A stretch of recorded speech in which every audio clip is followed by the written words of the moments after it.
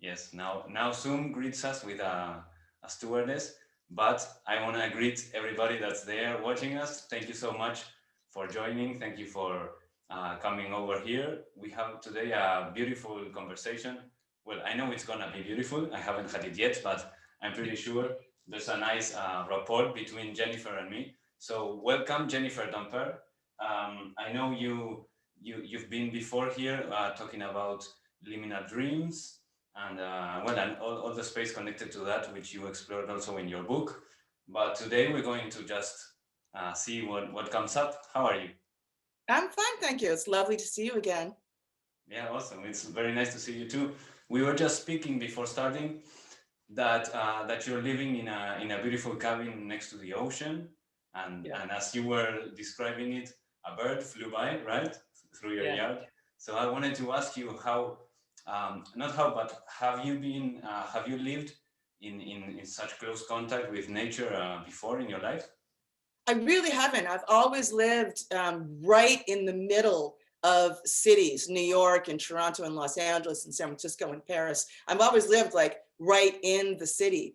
And here, I'm in a town that's smaller than my high school population wise. Wow. Um, and it's just right on the edge of the ocean.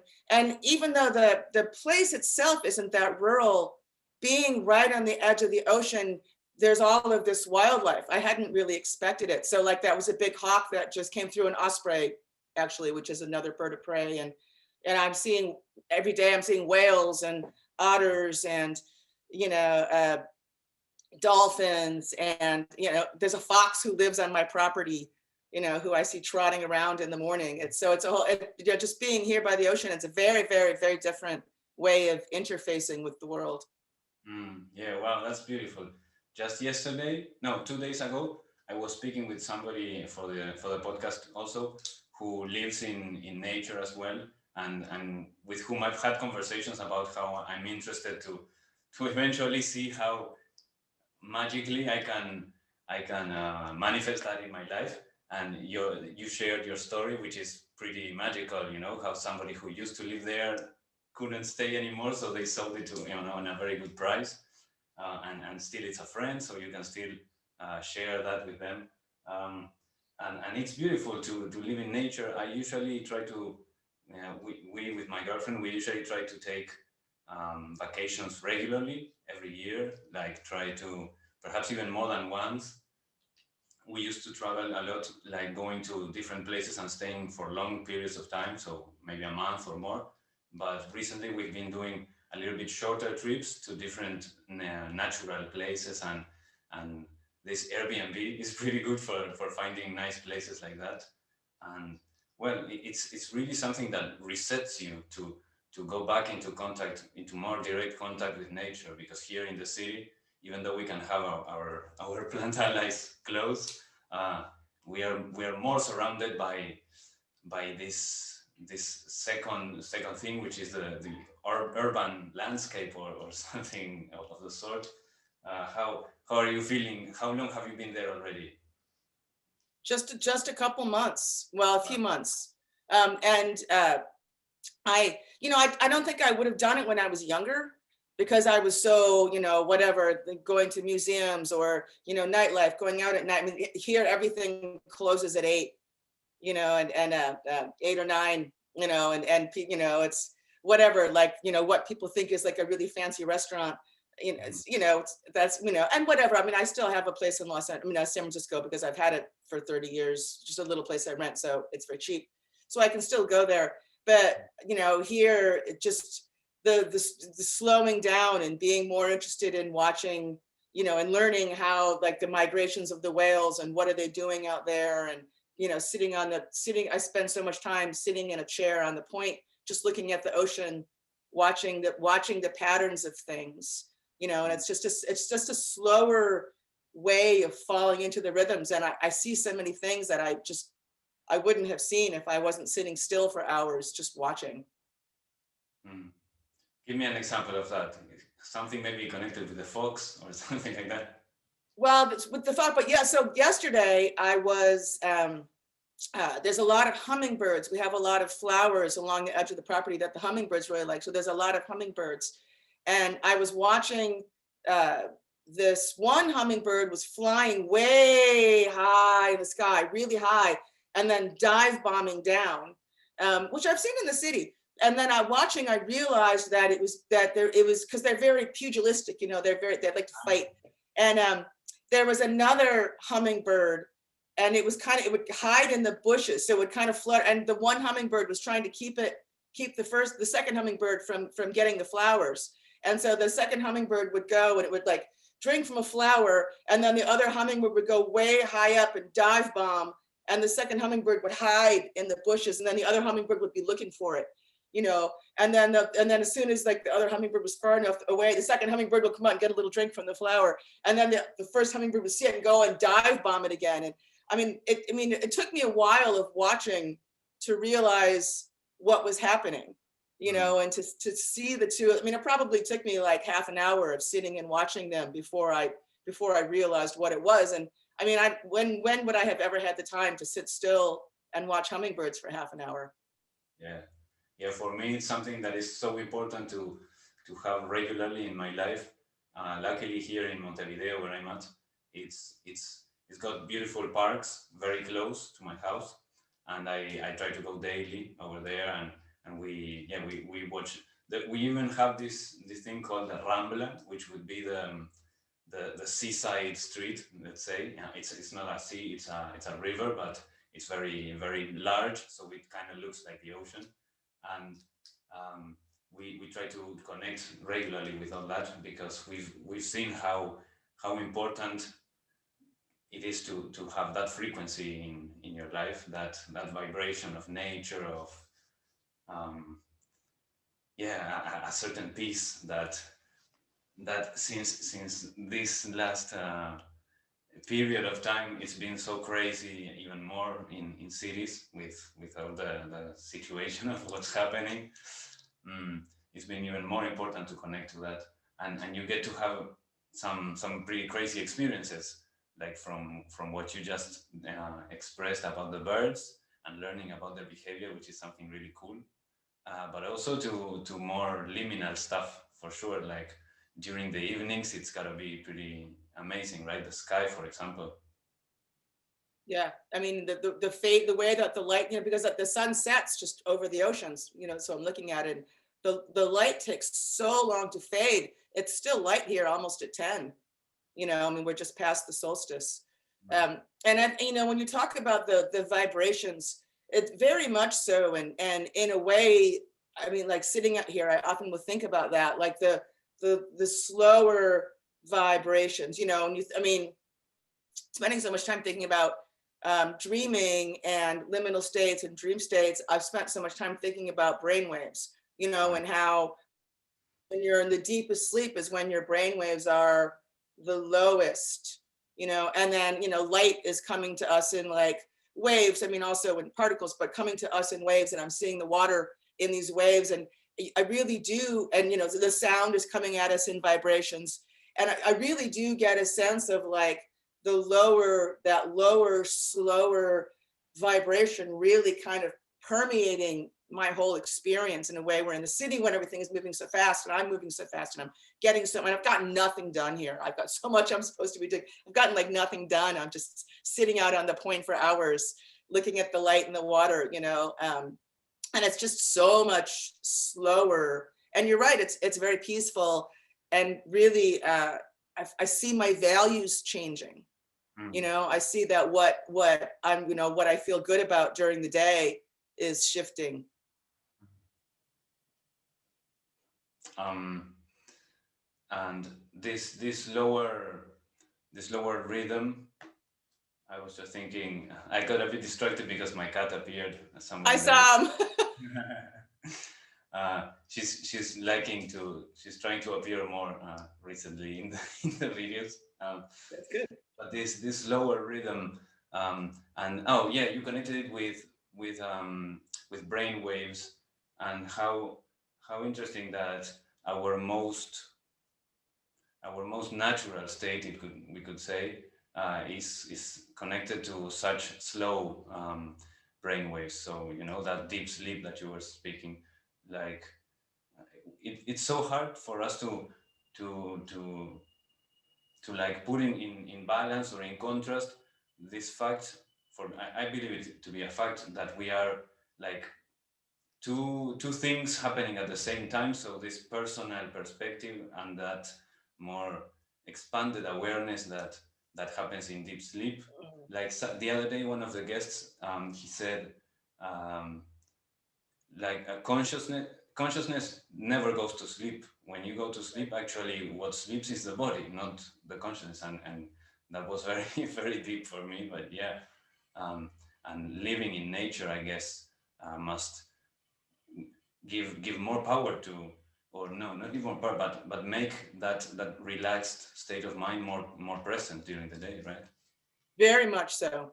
I remember when I actually had first had that thought that the mind never goes to sleep, that it's the body that goes to sleep. I mean, I had maybe I talked about this before, but when I got really interested working with liminal dreaming, those dream states between waking and sleep, uh, realizing a thing that used to happen to me when I was young and taking LSD, and then started happening again, 6 or 7 years ago now, I guess, when I really started thinking about liminal dreaming, was having my body fall asleep before my mind.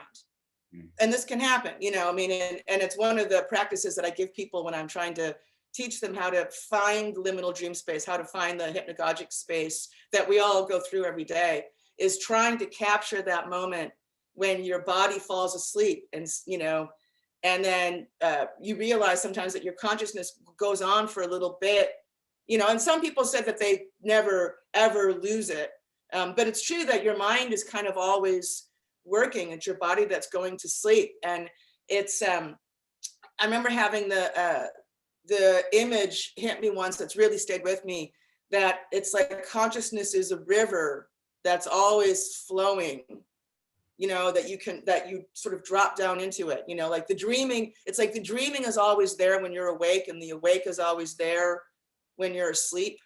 It's like consciousness is this river that's always running through it, that you can drop down into either way. You can drop into the dreaming when you're awake, and you can drop into the awake when you're dreaming. It's that sort of consciousness, that sort of line of consciousness is really a through line. You made me think of a dreaming experience that I had, which I think it could be something within liminal dreaming. I don't think I mentioned it last time, so I'll tell you the story. It's pretty fun. It was kind of funny for me. So I was kind of napping here. It was probably like noon or something like that, and and I was alone here. My girlfriend had gone out to do something. I don't remember what, but so I went to bed and I put on headphones and I started listening to a YouTube video of a guy reading a book by Ingo Swann. So one of his books, I think it was the book Penetration, which I don't know if you know about it. But it's a book of Ingo Swann kind of telling his personal story, kind of autobiographic, of being part of a project that made him remote view, I think the moon, and they found like stuff and people, and they would like be able to see him. So it was kind of an interesting. So it was a very weird type of book. So all this with kind of secret agency or a secret group, and I don't know. It was a pretty interesting book, but it was read by this guy, and it had kind of techno music in the background, so it was very rhythmic, this listening that I was doing.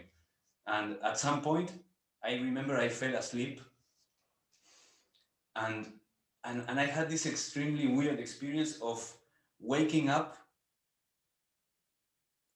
and it was like very one thing inside the other. I don't know how to explain it very well, but I kind of woke up and I was still listening to this thing, and and then I would continue. I would still be like awake listening to this, and suddenly I would fall asleep inside the dream and wake up again. I don't know how to say it, but it was like I went several layers deep.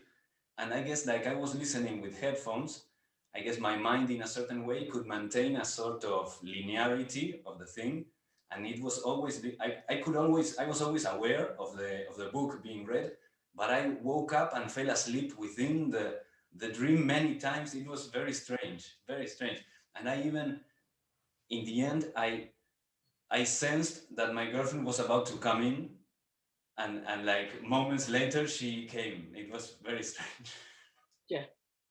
These strange moments of the mind, you know, I mean, and of course, pretty much everybody has them. You can, if you talk to people about, you know, okay, well, what experiences are there that stand out or that are inexplicable, or, you know, people will, you know, and you know, and dreaming is one of those places where it's safe to have those experiences, right? Dreaming is one of those places where people will say, well, yeah, you know, I had these really weird experiences with this dream, or coming out of a dream, or, you know, my grandfather came to me and told me he was dying in the dream and then he died, or, I mean, I had that experience with a cat, you know, or, you know, and it's like, I feel like the waking mind often will, you know, we're such order making machines, you know, like we're, like ordering the world into language and into thoughts and into,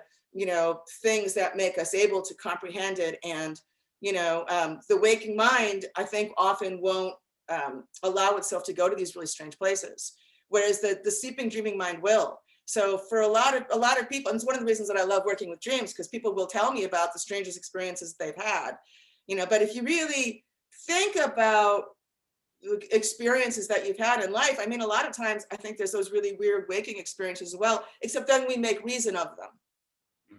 You know, so we organize them into a thing that makes sense, you know, and then you know, place it somewhere. And you know, the people, some people don't do that, some people can't do that, you know. And so, you know, I mean, it's like when you think about vision, this is one of the things that I wrote about when I was writing the book, because it's, you know, about, you know, meaning making. When you think about vision, there's this massive cacophony of images coming at us all the time.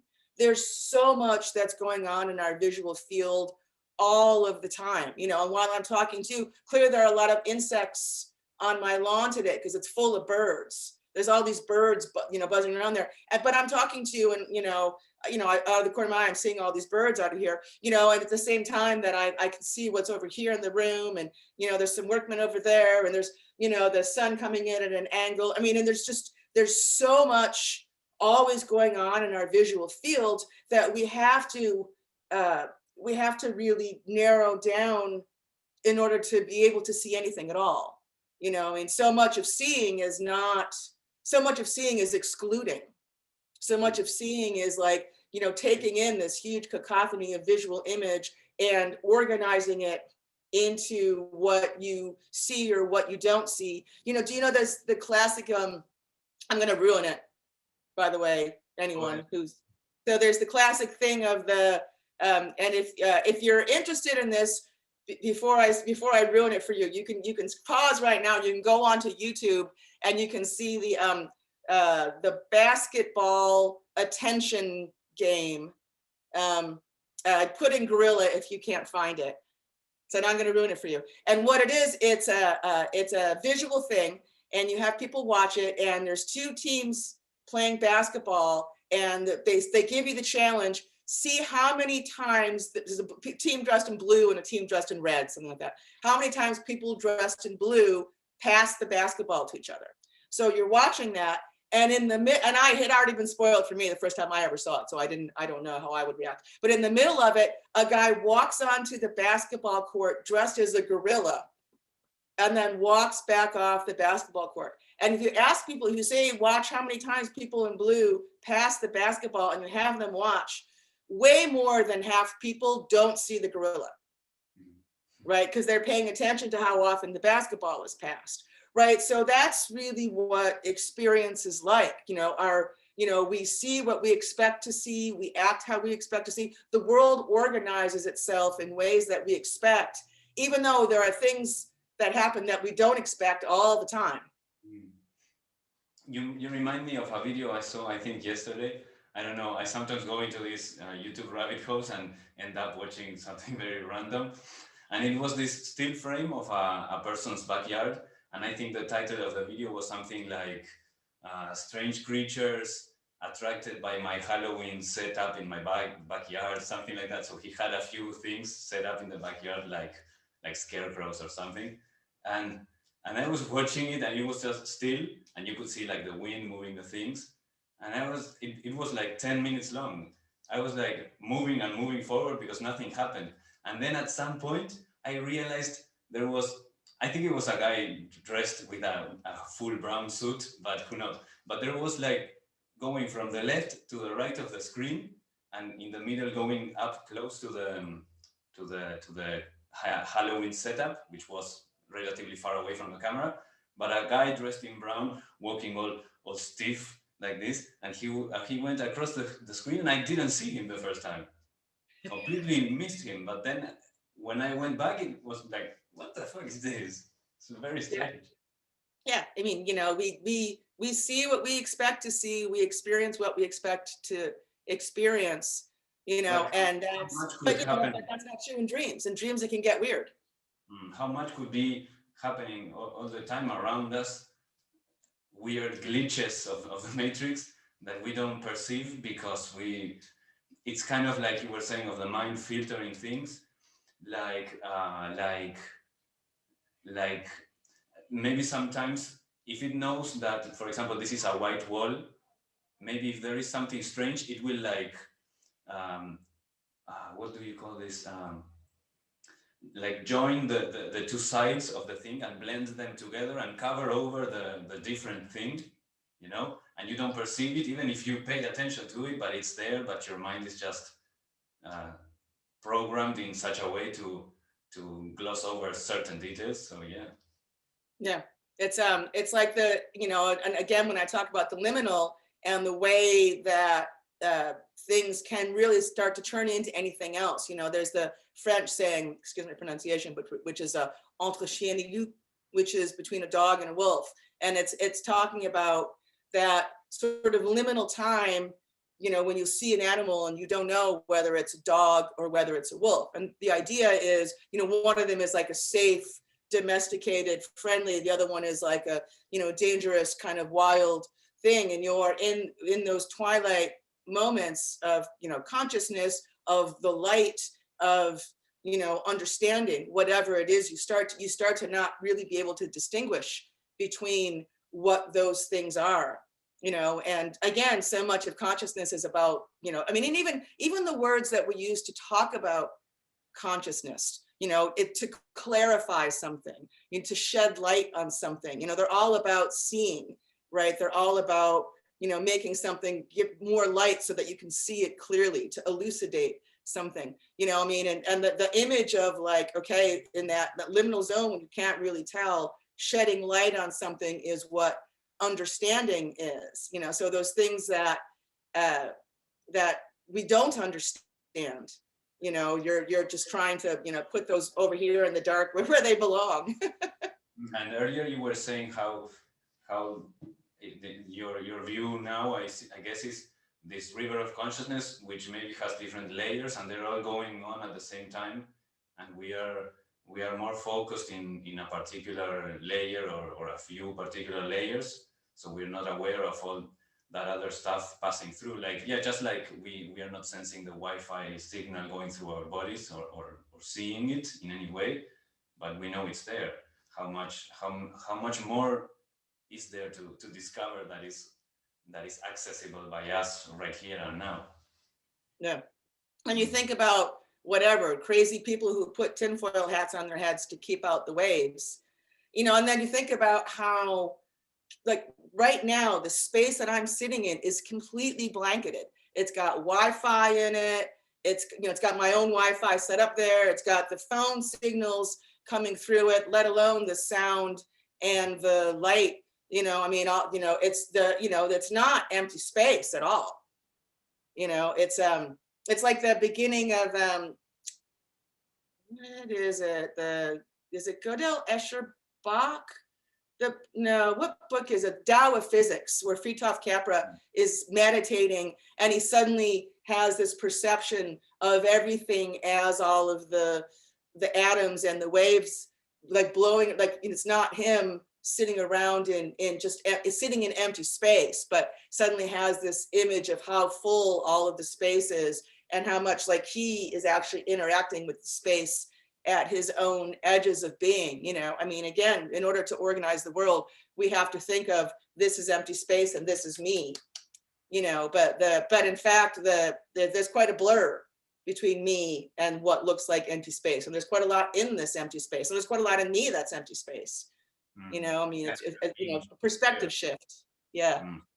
Like you give me this idea of how it's all very busy all the time. It's everything, something is happening all the time, all over the place.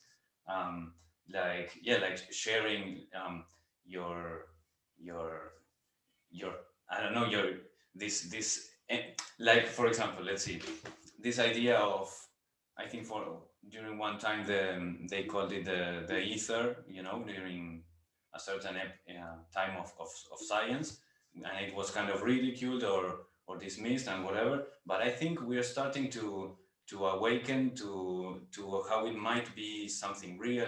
We're talking a lot about the quantum field. We're talking a lot about how it's possible to access it through thoughts, through emotions.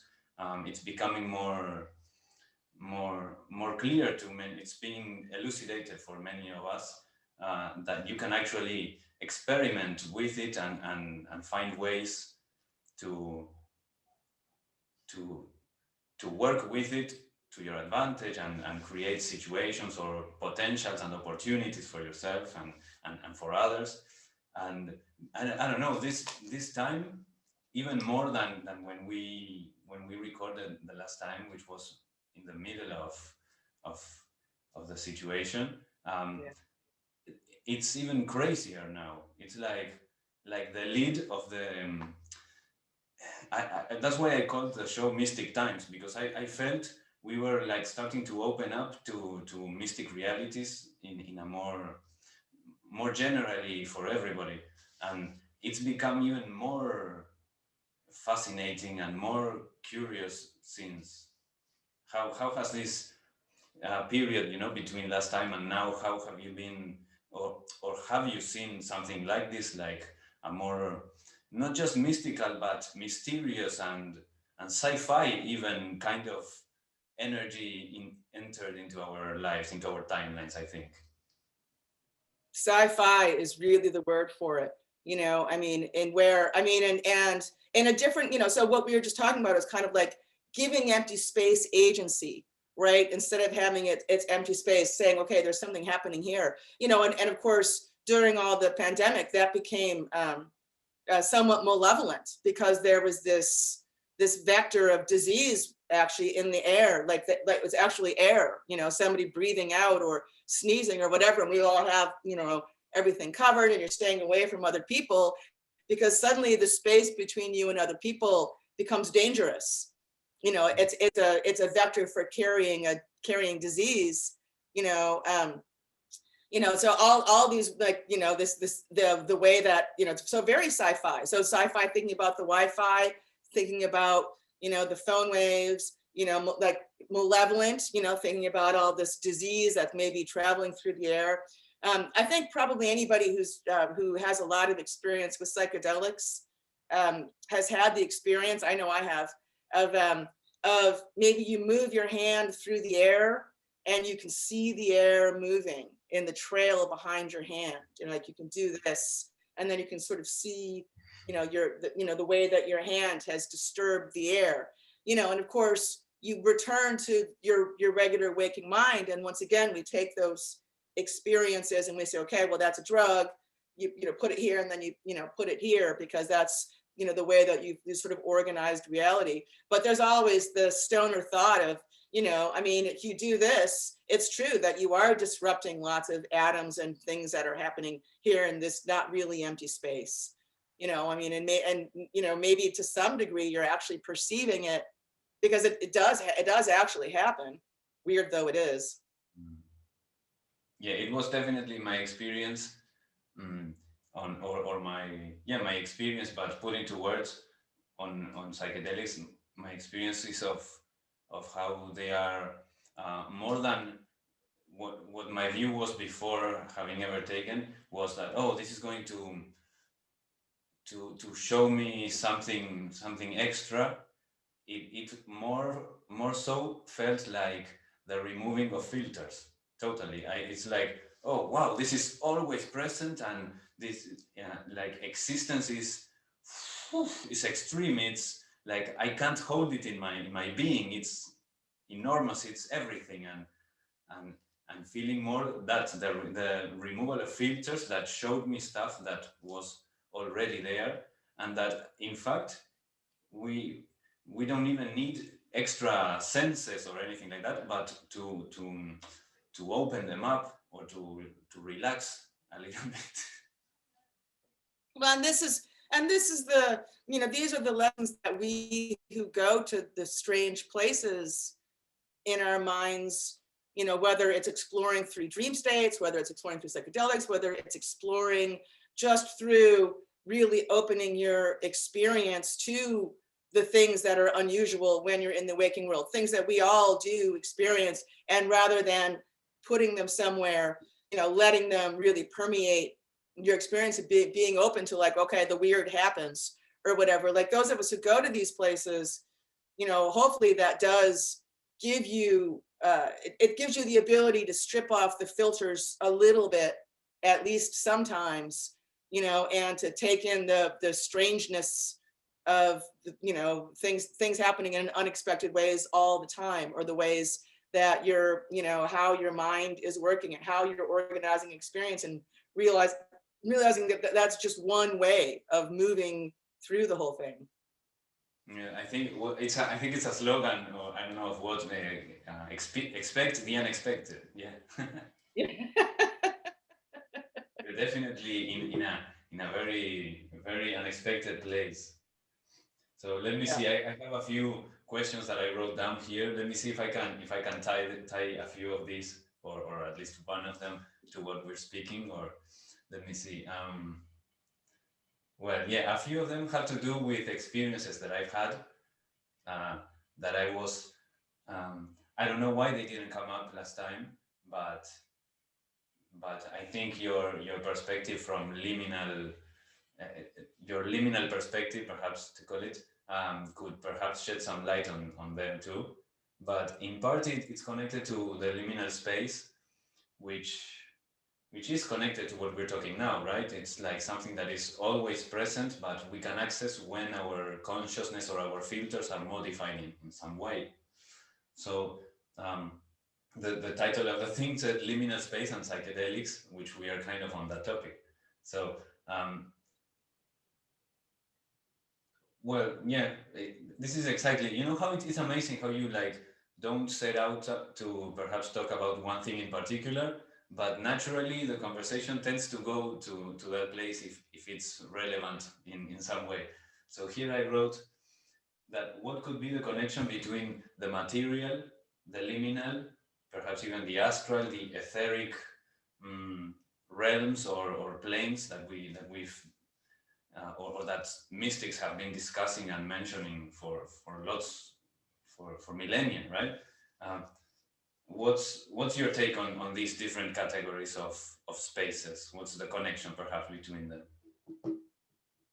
I really, and I don't know the phrase, when you have a hammer, everything looks like a nail. And I know that when I was really That's right. working, writing the book, and during these years that liminal dreaming has really been a lot of what I've been working at, I've really come to see the between spaces, these liminal spaces. So hypnagogia, hypnopompia, but especially hypnagogia, because it's your waking mind turning into your sleeping mind, that space in between, so it's kind of lowering the daytime reason making machine and letting kind of everything else in, and learning how, like, so how much, like, people who are looking for out of body experiences, or trying to find astral planes, are often trying to find their launching points in hypnagogia, or the way that people have written about, you know, you know, like Henri Corbin, the famous Islamicists,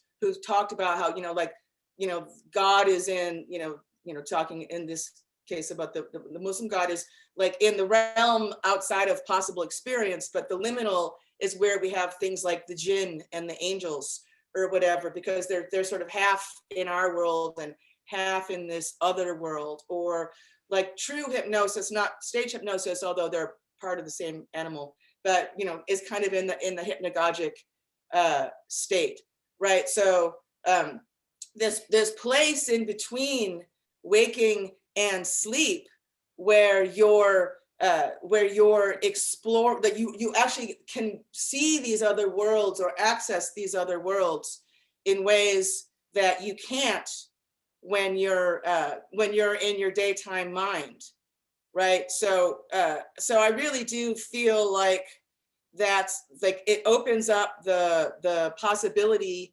of seeing these spaces, of entering these spaces. You know, it's like you still have enough of your daytime consciousness to have your wits about you, but you're not in the daytime consciousness anymore. And you know, definitely the hypnagogic space is very psychedelic space. You know, I mean, I go into hypnagogia in the ways that I used to trip, you know, and have a lot of the same things there. You know, it's a very DMT-like experience where self gets erased, you know, where there's not necessarily the subject object of being in the world. It's just attention, consciousness, you know, having its experience. You know, so I think there's a real, I think that it's almost like a jumping off point. I feel like the liminal is a place where you can step off into any number of worlds simultaneously. It's a very weird, trippy place, and really is the place where I started to see, you know, I mean, and these the experiences that we have, like when you go into a psychedelic space, or you go into a liminal space, or you know, all the different spaces people train themselves to go into, very deep meditation, or you know, or what have you. You really see the possibility for different ways of organizing experience or experiencing self. And that's the, you know, like I was talking before, how, you know, most our daytime minds are all about making sense of everything, you know, and you sort of lose that capacity, and it opens your eyes to all these other ways of being and experiencing and perceiving. There was a little bit of a rant there. No, that's beautiful. Um, so you said something interesting about the gene and other kind of entities being in that liminal space. Maybe, yeah. I mean, I'm still struggling. Not struggling. I mean, it's okay. It can be whatever it is, but you know, or trying to see if there is some use in looking at the differences between the different kinds of planes, between here and and that plane that is impossible to perceive or whatever, like all the different what's it called, well, yeah, the different scales or whatever of the universe. It's so interesting for me to think about all that, but also thinking about them being in this. You also said that they are like half in their world and half in ours, or half in the liminal and half in the waking realm. So that's interesting how many people have been during the decades past, um, reporting weird sightings of things, you know, the from ghosts to UFOs to whatever, to light beings, entities, elves, gnomes, I don't know, etc. The chupacabra, I don't know, whatever. Um, how maybe those things were kind of, I think the phrase is bleeds from that place, or from that. It's kind of like the collective filter was removed a little in some place or in some time, and something was able to like show itself to the waking consciousness of somebody who reported it and was not believed. But now it seems like it's becoming a little bit more common, like we are opening our minds to the possibility of of I think the extreme of this is that everything exists, everything is possible, and everything can be experienced in some way. So, like sometimes I think that the characters from Lord of the Rings, somewhere they do exist, and in a sort of way, the movies, but also the books, were kind of a looking glass into this other place, and bringing the story here of something that is happening somewhere. And this idea of time being more like an illusion, and everything happening right now. And I don't know, and a lot of things came up there. There's uh the belief in different cultures, or you'll see it pop up in different ways, that we create our gods, but that's not to say they don't exist. That by giving something attention, you give it a certain kind of a reality, right? So it's like the Buddhist story, that some guy is sitting, appreciating nature, and how beautiful it is, and it gives us food, and it gives us clothing, and it gives us everything. And somebody else says, "What are you doing?" He's like, "Well, I'm appreciating nature." And somebody else says, "Well, okay, well, let's be better able to appreciate nature by like personifying it, so we have something to focus on." And then somebody else says, "Okay, well, let's give that thing gifts and worship it, as the nature." And then from that, the green Tara is born, right? But then, but that's not to say that the green Tara doesn't exist. It's that you give birth to them. It's that your attention is what creates the thing. It's like, this little tidbit from a comic book, from the Endless, where there's a Bastet, the ancient cat goddess, is like trying to be able to manifest, but isn't able because people don't worship her anymore. And then some little kid really in a museum sees the sculpture, and the Neil Gaiman idea, sees the Bastet statue and has a moment of reverence, and she's able to take that bit of worship and be able to manifest it into the world. But that idea that it's really our attention that creates the thing, and those are the things that are in the liminal. So if you're worshiping it and you're believing it, does it kind of exist, where in that feedback loop, what is like real? And a hardcore materialist would say, obviously that's not real, and a true mystic would say that's obviously real. I tend to find myself, as usual, in liminal between these things, but you definitely see how these relationships work in terms of creating reality. And these things in the liminal, how I like this thing you're saying, that I remember from this. I think there was a TV show based on a book of certain gods, like the old gods. I don't remember the name right now. And the basic plot of the thing is that they needed human attention because they weren't being worshipped anymore. I don't know if it's the same thing that you were saying with Bastet, and so how these things that don't have bodies are able to have an effect, perhaps in the material part of the river of consciousness, is through minds or souls or whatever that are inhabiting bodies, and influencing them to certain decisions. But at the same time, yeah, we have nature, and we kind of divide it into the four elements, or many other divisions, and we give those elements powers based on the effects they literally have in material reality. So it's kind of in a way that they kind of do have bodies, but they are very complex bodies, which are perhaps based on collective consciousness, or kind of like an octopus with the 8 legs, but in the end it's only one thing, or I don't know, many different visuals come when you're explaining what you were just saying. Yeah, think about money, right? The only reason that money has any power exists is because we believe in it.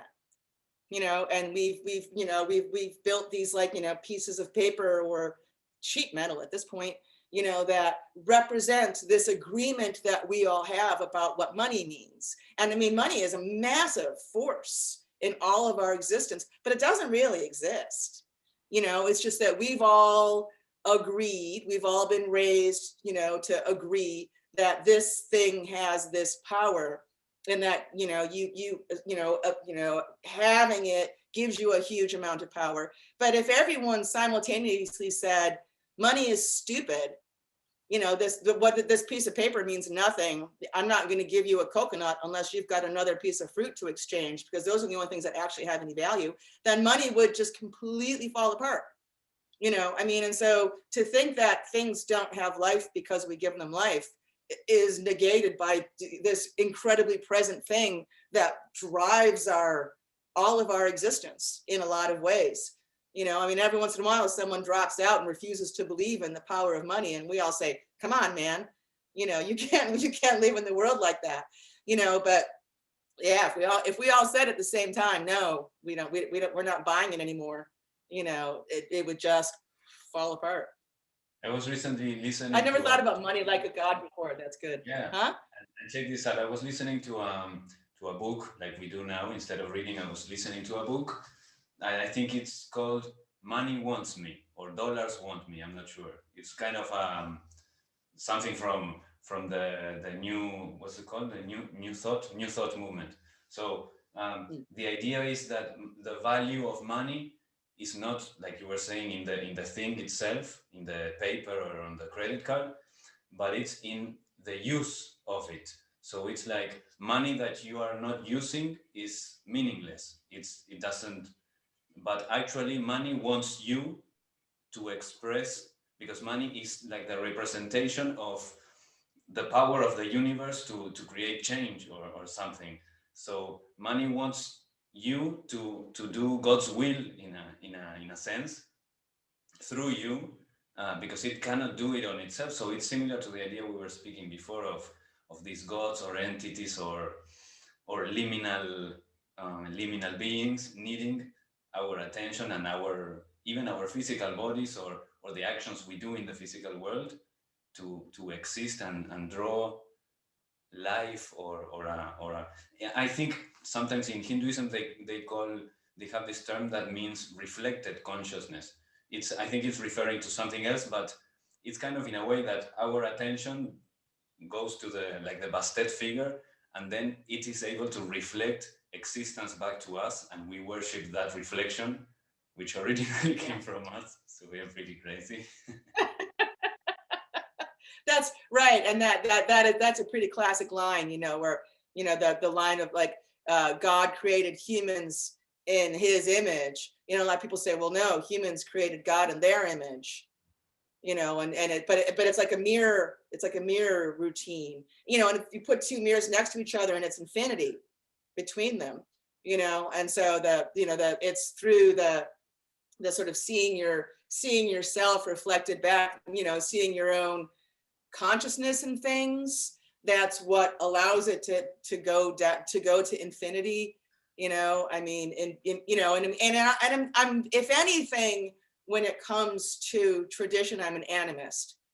The idea that everything has sort of consciousness in some form, or that consciousness permeates everything. The consciousness is the big permeating force in all of this. And in that way, it's, to think about consciousness beginning consciousness, and now we're back around to the beginning we were talking about, where the consciousness never goes to sleep, right? The river of the consciousness is always there, and you're kind of dropping into it. And to think that you're actually in that, you're part of that river, like you're basically, what you are is like consciousness embodied. And of course, the great hubris of humans who have always thought that we're the only things that are consciousness embodied. Just the amazing shock of people in the last 100 years as they have started to understand that animals have consciousness. You're like, you're kidding, right? Back in a world where you wouldn't think something like a whale would save a human. you know, or a dog would feel sorrow, or, you know, or whatever, you know, that now we're like, well, yeah, you know, that obviously, you know, now we can give animals, you know, okay, animals have consciousness. And now we're sort of coming around to plants. All right, plants have consciousness. The plant will scream if you know, if the guy who broke the plant and the neighbor walks in the room. You know, they've put, you know, what are basically lie detector things on plants, and they can see that the plants react to things. You know, a flower screams when you cut it. You know, I mean, you know, that kind of thing. You know, okay, all right, plants have consciousness. We're not quite at rocks yet, but it's gonna, you know, it's gonna happen. Someone's gonna like eventually put some reader on a rock and start to realize that the rocks are like, you know, I mean. Yeah, no doubt, no doubt. Even crazier, like objects, man-made objects. We could even, you know, the table or the chair, and even the microphone or the computer, and these Yeah. these beings, or these reflections that we are getting back from the liminal space. I was writing down because I didn't want to forget this. Um, they are helping us to remember who we are and to remember our potential. You were speaking before of the liminal boundary between, for example, a person's body and nature, and we're starting to recognize that we aren't as bound by the limits that we have learned of our identities. I think we are learning how expansive, because imagine if, for example, the gene were real, and I have an experience that I had as a kid with a gene, which was pretty interesting. I was in a liminal space. Perhaps I told you this one last time. I I woke up and I saw a genie, a small genie like this size, on top of a kind of purple cloud. He was floating in the door of the bedroom I was in, and he just, like this, with his arms crossed, he just looked at me, turned around and left and disappeared. That was insane, and it's an experience that I cannot, I don't know what to do with it, more than just be happy that I had it, because it clearly uh, sowed some seeds for my future worldview, and to be more open to to the potentials of And that's life. one of those experiences. I love that you didn't just take it and be like, oh, well, that must have been a blah, blah, blah. That you're like, no, I'm just going to let that experience, you know, and also that you weren't saying genies are real, you know, that you're just like letting the experience be inexplicable and be weird and be like, that's it, just informing my experience. Yeah, totally. Yeah, I've had a few more experiences like that we can talk about some other time. I know that you have Yes. limited time today, so I want to say thank you so much one more time for being here, Jennifer Dumpert. Or how do you pronounce it? It's French. It's Dumpert. That's correct. Very, very good. Jennifer Dumpert. It's always a pleasure, and I'm always happy to come back. I really enjoy our conversations. Cool. Thank you. Thank you so much for being open to such an open conversation. So really, do you want to share a few places where people can find you? I know that you share dreams. Yeah, do you still do that on Twitter? I do, yeah. So I tweet a dream daily. I've been doing that for 11 years now, maybe 12, as at Oneirofer, Oneirofer. That's Twitter. You find me on Facebook at Liminal Dreaming, book, Liminal Dreaming. You can find me on liminaldreaming.com, urbandreamscape.com. They're connected. Those are the places to find me. There you go. You see, and you have the infinity thing in the cover of the book itself. Yeah, that's true. Good point. Lovely to see you, Rafa. Thank you. Bye bye. Have a nice day. Bye.